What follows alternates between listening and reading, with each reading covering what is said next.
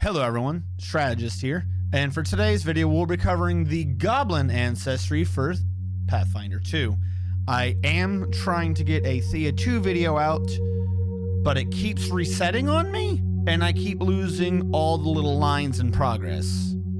So I'm just going to lose my mind later on and just sort out all of the freaking stories again. But for what we're doing today, Goblins, convoluted race, fun punching bag for heroes of the past, now very small crafters. They have 6 hit points, which puts them 2 steps down from dwarves, 4 hit points. Small size, 25 feet. Their flaw is wisdom. They're goblin, humanoid, and they have dark vision. They do not start with low light, they are starting with dark. For heritages that you get to choose what type of goblin you are coming from, you have Charhide Goblin, which is you get fire resistance equal to half your level. You also recover from being on fire more easily. Your flat check to remove persistent fire damage is a DC 10 instead of a DC 15, which is reduced to DC 5 if someone is helping you. So you don't get the environmental resistances that the dwarves do. However, if somehow in the particulars of combat you do find yourself on fire, it is now far easier to put yourself out. Remember, your percentages are always slightly off. So it's 15, 16, 17, 18, 19, 20. Under normal conditions, you have a flat check of a 30% chance of passing. This lowers that all the way down to 10, which is a 55% chance of passing. And if someone's helping you, it is lowered all the way to 5, which means you only have a 20% chance to fail. You can only fail on a 1 to 4. So you have an 80% chance to pass.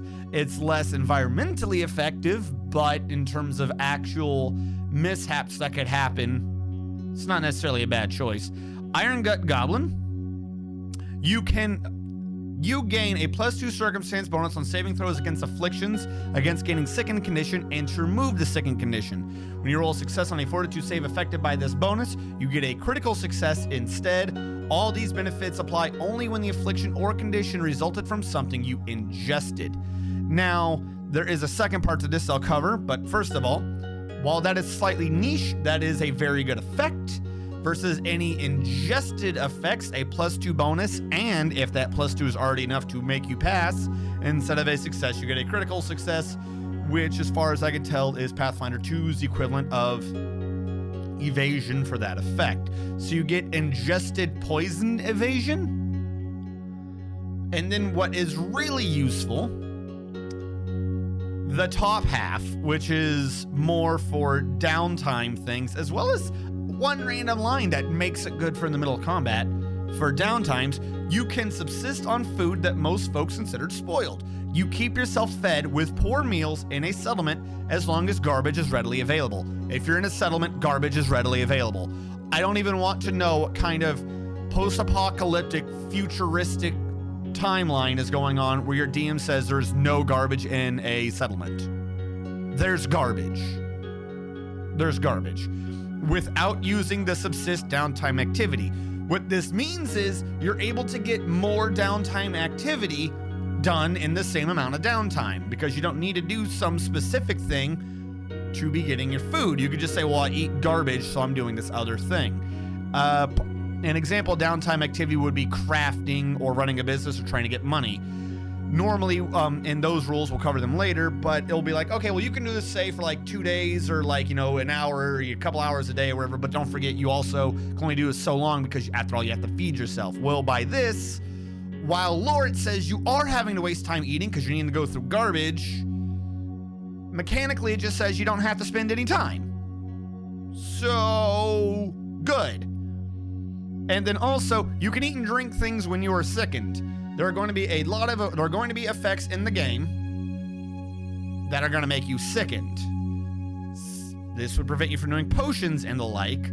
This means you can take potions even in those times because now you can eat and drink things even while you are sickened. This top paragraph does not mention that this benefit only applies when you are sickened by something you ingested. That is underneath the second paragraph that says all of these benefits, not all benefits, if that makes sense. These should have been together if they were saying this for that. Because also, I mean, if you're sickened anyways, It's part of it makes sense. It's part of the stomach anyways. Of course, you can eat things even when you're sickened. You have an iron gut. But it's just a thing to mull over and be aware of. That could actually be quite useful. I could see possibly some situations coming up where being sickened would prevent you from eating or drinking something that you need to eat or drink at that time. Razor-Tooth Goblin says that your teeth are formidable weapons. Your jaws unarmed attack deals 1d6 piercing. Your jaws are in the brawling group and add the finesse and unarmed traits. If you're a monk, maybe? Like, if you're really needing that unarmed damage that does piercing and has finesse, sure. If you're going to be using a weapon, then you're going to be using a weapon, because it still says, even though it's a jaw thing, it still says unarmed. So unless you have something giving you bonuses to unarmed weapons, it doesn't count as things. So it has a thing. I'm not saying it doesn't have a thing. I find that kind of meh. You're choosing essentially a racial, your racial heritage, so that you could, like, the only times where that would start stacking is if you were something akin to a monk who is already going to be getting other types of unarmed damage anyways. This is basically giving you piercing. It just, the time it would be useful, it's probably overshadowed. Snow Goblin, you are accumulated. You gain cold resistance equal to half your level, minimum 1. You treat cold effects as if they're one step less extreme. Incredible cold becomes extreme. Extreme cold becomes severe, and so on. I like this. I like the cold effect a lot. I think I kind of mentioned this. Fire tends to work well in volcanoes and deserts and stuff. Cold, however, tends to also pop up a lot in certain dungeons. It's not just, oh, it's snowy out here. It's, I'm on the seas and the temperature's low. I'm in a dungeon. I'm in a cold stone, so there's a slight cold effect, so on and so forth. Cold environmental effects tend to be slightly more common depending upon your adventure, but your average run-of-the-mill, like we're dungeon delving, stuff like that, tends to run into cold effects a bit more often than heat effects, whereas heat environmental effects tend to be more desert themes and volcano themes, if that makes sense. I don't think you're going to have a heat effect happening in the sewers, as cliche as a sewer dungeon is. I think I've made my point. Unbreakable Goblin, able to bounce back from injuries easily due to an exceptionally thick skull, cartilaginous bones, or some other mixed blessing. Instead of the first 6 hit points, you instead have 10 hit points. So you are now tied for dwarves as being the most healthy, which immediately mitigates the entire benefit of the dwarf thing. You are small with 10 hit points and you have 25 movement speed. And when you fall, reduce the falling damage as though you had fallen half the distance. Holy shit. This might just be me. Like, I have to rate this high, extremely high personally, but anyone who's seen me in games, RPGs, whatever, falling is the #1 thing that kills me. Way back when I played World of Warcraft, they used to have a thing, I don't know if they still do, where it would tell you what killed you the most. What is the #1 thing that killed you? This creature, this boss, that. It was always falling damage. I fell off of everything. It is my curse. It is my cross to bear. God, do I hate falling off of shit. It happens all the damn time. But you could also tweak this around the other way. Critical mass, critical falling is around 20d6 at 200 feet.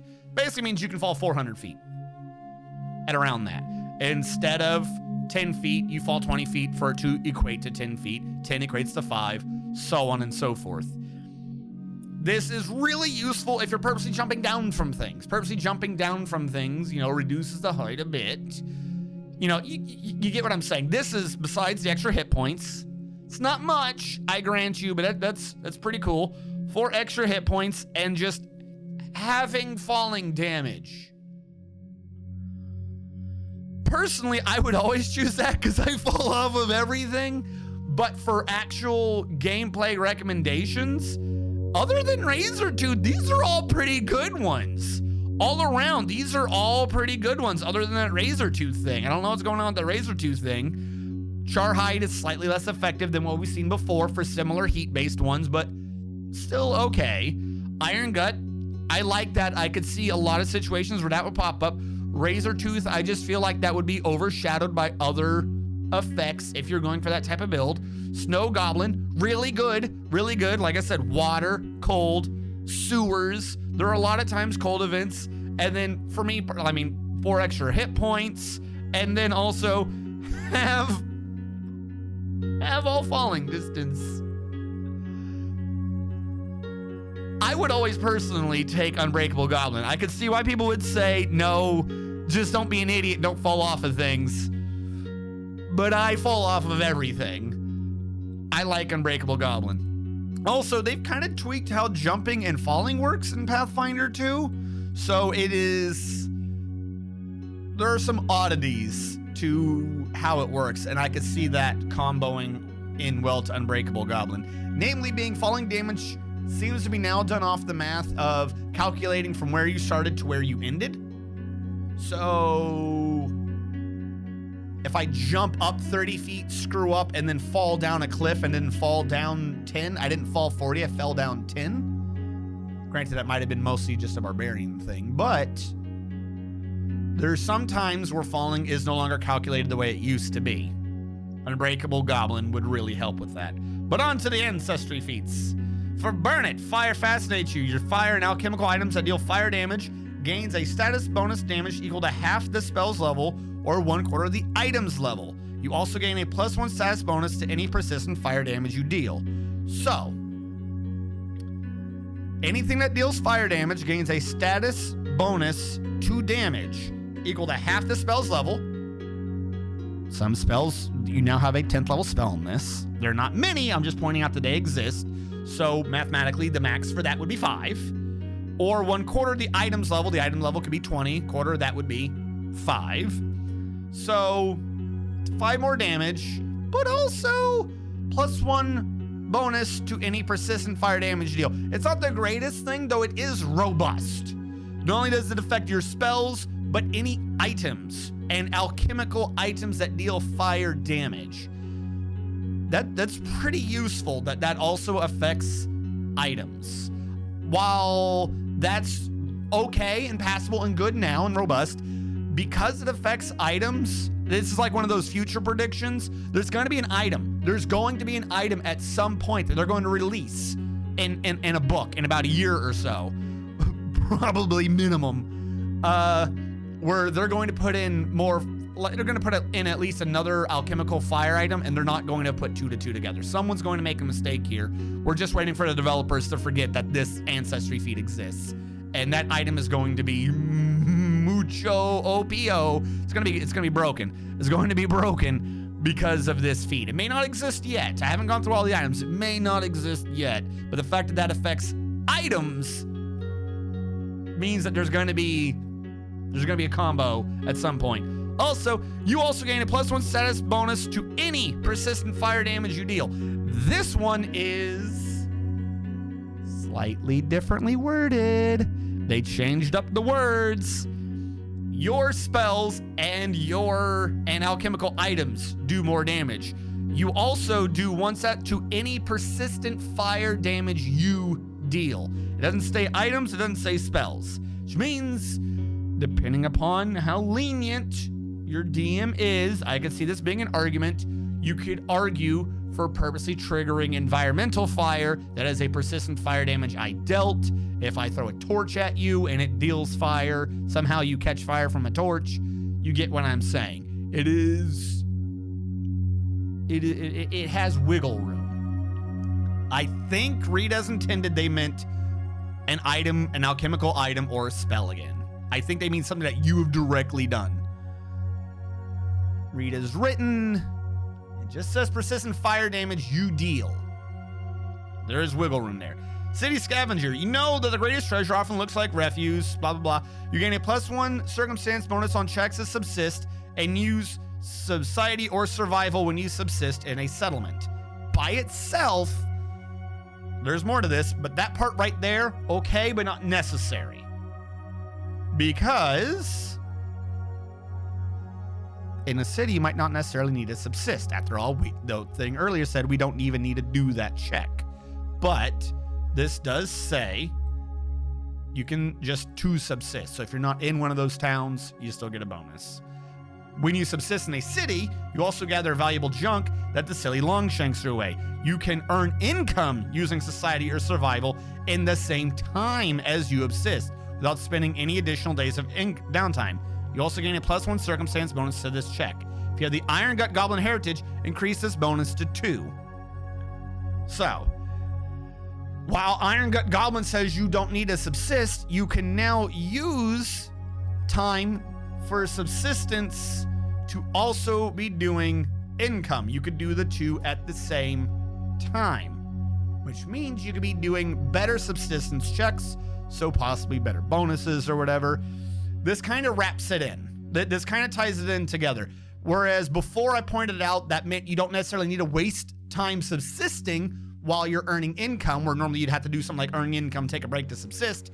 Now, this has kind of flipped that entire metric on its head, where you are now subsisting and not needing to waste time earning money, because you just do that all the time.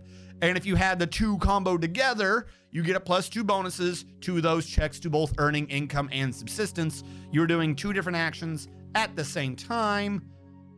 There you go. Probably not going to be earning a lot of money doing it, as it is to the game master's discretion, I believe, as to exactly which tier of income earning he'd want to count you as.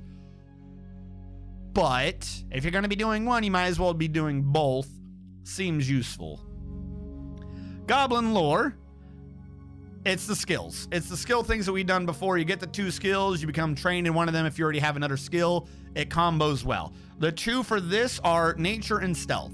So if you're picking a class that has nature or stealth and you choose Goblin, you've doubled up on one of those 2 skills, you now get a free skill of your choice. Goblin Scuttle is a reaction.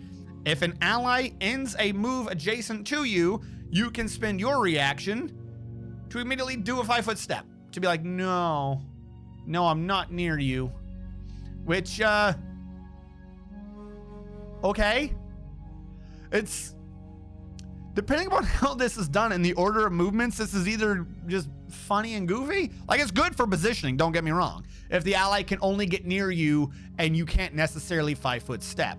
If this was a grid, 9 squares, you're here to an enemy, and an ally comes in diagonal to you, you can 5-foot step to be, completely across from the enemy to your ally. It's good for positioning. Also possibly good to just get a little extra oomph out of it. If you are for some reason ahead of an ally, if you and a dwarf are next to each other, you go 25 feet, the dwarf goes 20, you get to go 30 now. Even if it's an elf who gets to go the 30, you get 5 foot to match up with the elf. Admittedly, this is using your reaction, and you're needing your ally to be near you.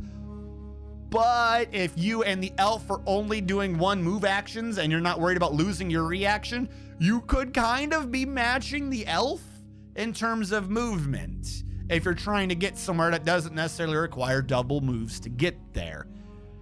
It's kind of weird because you would have to be doing any attacks or actions off of your 25-foot movement, and then the 5-foot just keeps you up to pace with the front line. But this could be useful in a multitude of situations. Also, just being a troll versus any of your friends.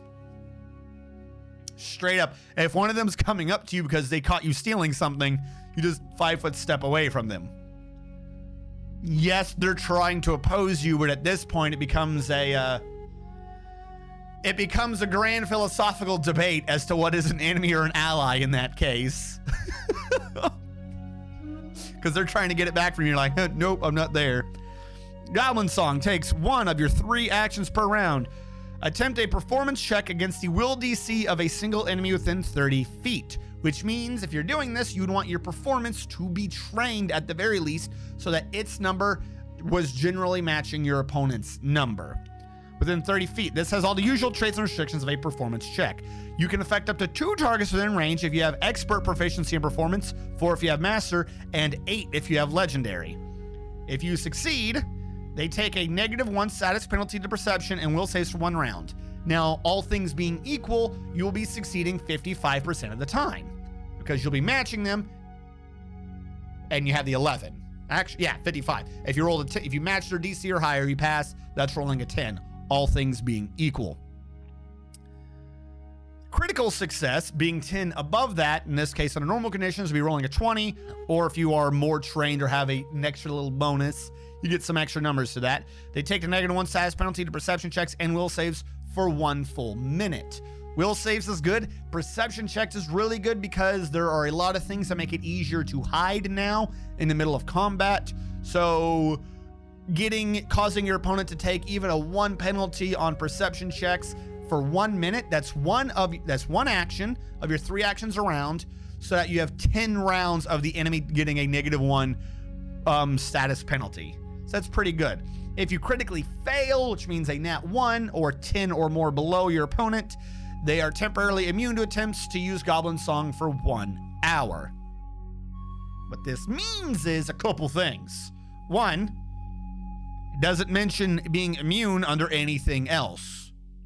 Doesn't say you can't just do it again if you didn't critically fail. So especially if you can semi-reliably get critical successes, you'd probably just keep doing it near the end of the duration. If somehow combat's actually lasted 10 rounds, round number 8 or 9, you just do it again, extend out the duration for another 10 rounds. Goblin Weapon Familiarity. It's weapon familiarities that we've seen for every race, except now it's Goblin weapons. There you go. Junk Tinker. You can make useful tools out of even twisted or rusted scraps. When using the crafting skill to craft, you can make a level 0 item, including weapons, but not armor, out of junk. This reduces the price to 1/4 to usual, but always results in a shoddy item. They normally give a penalty, but you do not take this penalty when using the shoddy items you made. You can also incorporate junk to save money while you craft any item. This grants you a discount on the item as if you had spent 1 additional day working to reduce the cost, but the item is obviously made out of junk. At the GM's discretion, this might affect the item's resale value depending upon the buyer's taste. So there's a couple things to go here. Basically, if you want to do any crafting, you're going to be a goblin. Or you're going to do the thing where you're like, I was adopted by goblins. You can make level 0 items, including weapons, but not armor, out of junk. This reduces the price to 1/4 than usual, but always results in a shoddy item. Shoddy being one of the key words that's very important. As it says, they normally give a penalty, but you don't take the penalty as long as you are using items you made. If your GM is willing to, you're willing to role play it or talk to the GM or whatever, this means your starting gold, you could triple or you could quadruple your starting gold. Other than your armor, most all the things you could just say, well, I made it. I look like I'm a crazy trash covered goblin. But if I forget the number, I think it's like 17 gold or some nonsense. Instead of having 17, this is the number I'm going with for this math right now, gold worth of items, you could have 4 times as much, because you could say, well, I made it all. Because not only does this reduce the price to 1/4 the usual amount, but it says I can make level 0 items. So any and all of those really low level items, I can make them at 1/4 the cost, so I have the equivalent of 4 times as much starting money, assuming I've made it all myself. Armor, you can't do this with. This gives you a decent start, as well as already sets you up as the Goblin Tinker, Junk Tinker. Like this is a great introduction to your character. If you're doing elves, or like, oh, my ears are 20 feet long and my eyes are elven eyes and I'm tall and snooty. And if you're a dwarf, it's, oh, I'm short and gruff. And they're describing things, but it's a dwarf. And then that's the end of the description. You know what I'm saying? Like that's basically the end of it. You literally, at the beginning of the game, keep pulling shit out. You pull out so many items that everyone else is like, how did you afford that? How do you keep having items? You have a mechanical role-playing effect that gets to assist your character at the beginning of the game, because you just keep pulling crap out of nowhere compared to what everyone else started with. And the funny thing is, it only says you don't take the penalty. So if you give your garbage item to someone in your party and they're like, how does this work? I don't understand this. Because it gives them the penalty, but it doesn't give you the penalty. So you take it back and you're like, no, you don't understand. You have to hit it here and you have to do that and you have to swing it 3 times before you throw it. How would it work otherwise? You already, like, you have a bunch of mechanical features that just really assist in home in for role-playing. This right here is the types of feats that I just love so much. And there's a second paragraph. You can also incorporate junk to save money while you craft any item. This grants you a discount on the item as if you had spent one additional day working to reduce the cost. But the item is obviously made of junk. This might affect the resale value. So let's make this clear. Couple things. One, as if you had spent one additional day. Doesn't even say that it doesn't stack with doing one additional day. Let's make that clear. Two, the second paragraph does not give the item the shoddy trait. It doesn't say this results in a shoddy item. It just says this is clearly looks like it was made of garbage. People might not want to buy it. So if you're just for the same feat, you get to make the party's gear. If you're not doing the top one, you're doing it as the bottom one, your party is not going to look good. They are going to look like hot garbage. Hot garbage. But you are able to reduce the price even more than a normal craftsperson. Like I said, you're not going to be selling the items for much, but I feel like you're able to get more out of it. If normally the item's resale value is half, if I get a 1,000 gold piece item, sell it for 500, then craft it, normally I would have to spend, 500 or whatever. You get what I'm saying? Like, normally there's only so much you could do, but I've reduced the cost and I can reduce it again afterwards. You've kind of like, you might not be able to resell your new item, but net gain compared to like even you're just remaking an item. You had the same item, you've already sold it once and you got a little gold out of it. In an entire campaign level 1 to 20, this is going to add up. This is going to add up. Like I said, you're just not going to have really great secondary resale value. Rough Rider, especially good at riding traditional goblin mounts. You gain the ride feat for free, even if you don't meet the prerequisites. Well, I say for free. This is the feat that gives it to you. You gain a +1 circumstance bonus on nature checks to use command an animal on a goblin, dog, or wolf mount. And you could always select a wolf as your animal companion, even if you'd usually select an animal companion with the mount ability, such as for the champion steed ally. You can always select a wolf as your animal companion. You can see what they designed it for, even if you would usually select one with the mount special ability. For right now, they're basically comparing it to paladins or knights. You get the idea. That's what they're comparing it to. Like, well, of course a druid could always choose it, but now even if you don't get it, you can choose this. The problem is that first part of that sentence says you can always select a wolf as your animal companion. Always select a wolf as your animal companion. There's going to be something in a book at some point that is designed around you, like doing something specific with an animal. According to this racial, I can just always select a wolf. I'm just calling it now. I'm calling it now. Years, even if it takes years, at some point, they always love doing air-themed things. There's going to be a class that does stuff with birds. This is my grand scheme for this. There's going to be a class that does stuff with birds. And in order for this to work, you have to have a bird animal companion, like an owl or some nonsense. And it's gonna be like, oh, look, this is the Owlmancer. It uses the owl, and the owl does all these things. And then you take this, and you're like, oh, but my owl's actually a wolf, because I'm a goblin. May not be mechanically advantageous. I'm just saying. I smell a loophole. There's gotta be something goofy. I don't know what, but there's gonna be something goofy with that.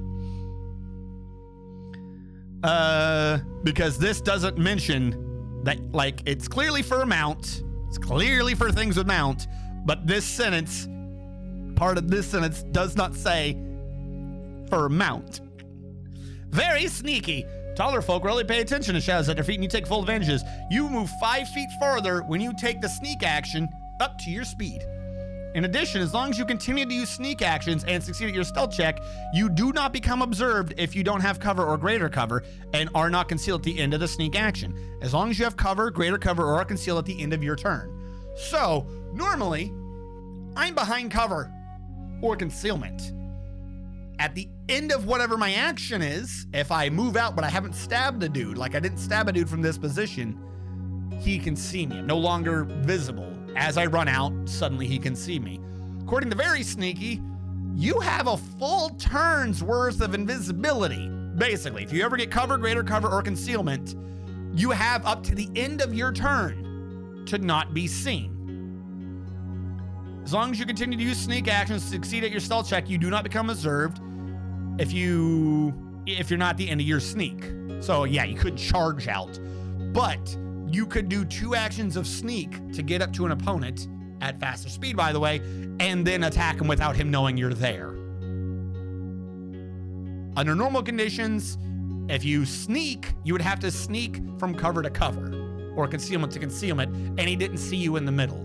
But now you have like much greater range because you just become visible at the end of your turn. 5th level, upgrade to the goblin weapon thing. That's your only choice for 5th level. So really, at 1st level, then I would take Junk Tinker, and then at 5th level, I'd take Very Sneaky.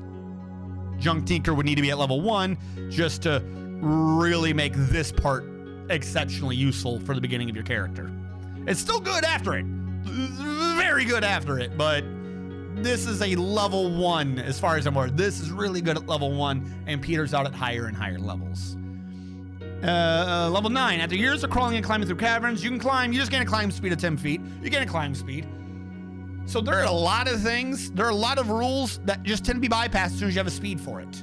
Like, oh, you're climbing, so you take this penalty, this penalty, this penalty, and this penalty. You don't have it as soon as you have a climb speed, though, because you're not climbing anymore. You have a climb speed. I am one with the wall. This turns you into a spider. This turns you into a spider. And unless it is something that specifically says climb speed does not work on this, you're now a spider. A whole hell of a lot of the DCs are either very easy or you don't have to make because you now have a climb speed. It's a slow speed. Do not conflate what I'm saying. It is not the greatest of speeds. But I mean, think about it. A goblin with a climb speed and a bag of holding means your entire party can go anywhere. I mean, you know, things like fly. By this point, you have access to 5th level spells. Yeah, level 9. You should have access or almost to 5th level spells. But this is a non-magical way of doing it. I mean, bag of holding would still not quite work as well in the anti-magic field. You know what I'm saying, though. Climb speeds, even if it's slow, it's just good to check mark that keyword box. Oh, I have a climb speed. That rule doesn't apply to me. Oh, normally I had to do this, but you see, said DM, I have a climb speed. How many times does somebody fall off of something, the DM does like a reflex save and they've caught themselves on the lip and now maybe they have to do, you know, a strength check to pull themselves up or something goofy like that or whatever. Oh, no. I don't have to make that strength check, Sir DM. Why don't you? I have a climb speed. I can really just suction cup my entire body to this wall. I can let go of that and not fall because I have a climb speed.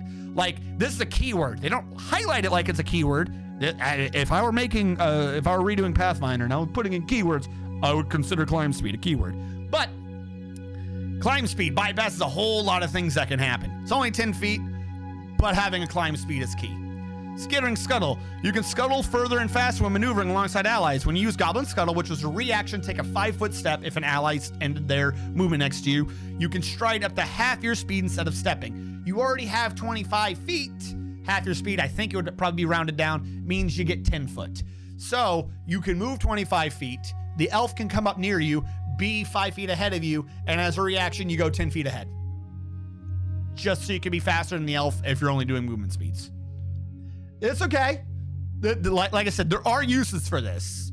It's slightly overshadowed by how useful a climb speed can be, but this is still a good choice, particularly if you took Goblin Scuttle earlier. That's like the one thing that doesn't make this quite as glorious as it is a building path.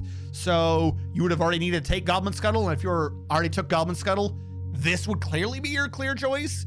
But if you didn't take Goblin Scuttle, of course you're taking Cave Climber, because why not?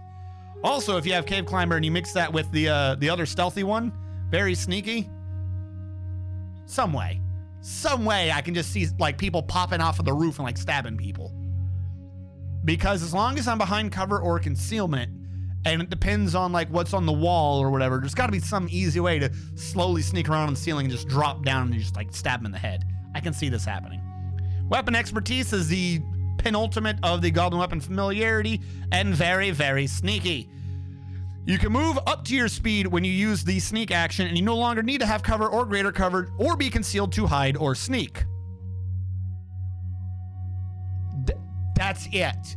That's it for like such a short, concise feat. Is so very powerful. This is hide in plain sight. This is hide in plain sight as a racial feat. You can move up to your speed when you use the sneak action. So you're always using the sneak action. Can we all agree on this? If you can move up to your speed while using the sneak action, then I'm using the sneak action. I would never utter move again. Running, of course, yeah, sure, you have to run. I would take the part of my vocabulary that said stride or the regular move action and cross that out. It is now replaced. It has been upgraded to the word sneak, because there's no reason not to. Especially because you no longer need to have cover or greater cover or be concealed to hide or sneak. So your invisibles, repeat after me, invisibles, you're sneaking everywhere as a rule of thumb, and you don't need cover or concealment to be sneaking. So basically, unless the GM has someone with an exceptionally high perception, you're always invisibles. They don't see me. Ever. Admittedly, you don't get this to level 13, but this is in addition to anything involving your feats. Like, this is why I love these. This is in addition to anything involving your class. And I keep going to the one class, but it makes everything funnier. Barbarian. Yeah, the world's angriest little invisible ball of hate. Because nobody sees the barbarian until it's too late. Just all of a sudden there's a barbarian with a great axe hacking at your heel. Because, and then even after he hits you as his first action. He hits you as his first action. He hits you as his second action. He sneaks as his third, and you can't see him anymore if he passes that check. Where did he go? Please stop hitting me, good goblin. He's gone invisible, and his movement speed's somewhere away from where he just was, which by default is 25 feet. So he could be in the same place, essentially, or he could be 25 feet away, or he could be 10 feet away, or he could be on the other side of you. Whoa. Appears behind you. Nani? Like, no, it's great. I love this great feat. Every goblin should possibly, if they can find some way to sneak in the very sneaky tree to become very, very sneaky, I would suggest this. I cannot think of a class where, or any situation where the ability to be invisible at will non-magically wouldn't be just fantastic. And remember, the counter to this is like the elves or whatever with their better area of identifying people that they don't see, but it's only a cone. 25-foot sneak, and they have a cone. This right here, boom. I'm gonna end this going back on the elf thing. This is my issue with that stupid cone thing. If it's only a cone, and I know where he's looking, 25 foot, I could just leave the cone. I'm gonna come at you diagonally. Easiest way to leave a cone is just to come straight at you. Congratulations on your check. You checked the wrong area. I would always be moving to a different angle than where I just hit him at. Because a cone is only one square in front of him. So I hit him here, sneak to here, or sneak to there, or sneak to there, or I'm over here, or I'm over there. The closer you are to that elf in question, the harder it is for them to find you. Now, the halfling or the gnome, whoever it was that had sent, if you're close enough, he has a chance of scenting you out. But the person who has the better cone of detection, that's not helping them. Because I'm behind you, and I'm a barbarian. And I've just already hit you so badly. And just to add insult to injury, you be the barbarian with Unbreakable Goblin, just to have extra hit points. Just to be a goblin with the highest class health, the highest race health. You're not making me fall. I'm also very, very sneaky. And now that I've said all this together, I'm getting the image of an invisible goblin falling to his non-death, screaming the entire time. And then at the very end, he suction cups to the wall because he has a climb speed, and he could have done that at any time.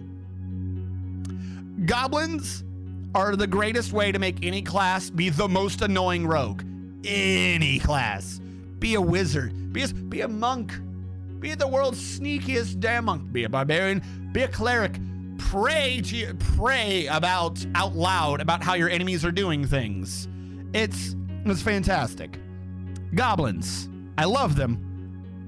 When I play this game with people as a player, my first race is going to be Goblin. It's going to be Goblin. I love dwarves, but the goblins are too funny to pass up. This is an ultimate troll character that everyone can laugh about. I love it. That being said, though, that'll be the end of today's video. Next video, we'll be covering halflings. I am trying to get the Thea 2 video out. There's just too many different things that need to be sorted, and it reset on me, like it factory reset in an update or something like that. I don't know. It's freaking driving me insane. But thank you all so much for watching. If you like the video, support the video. Click that like button.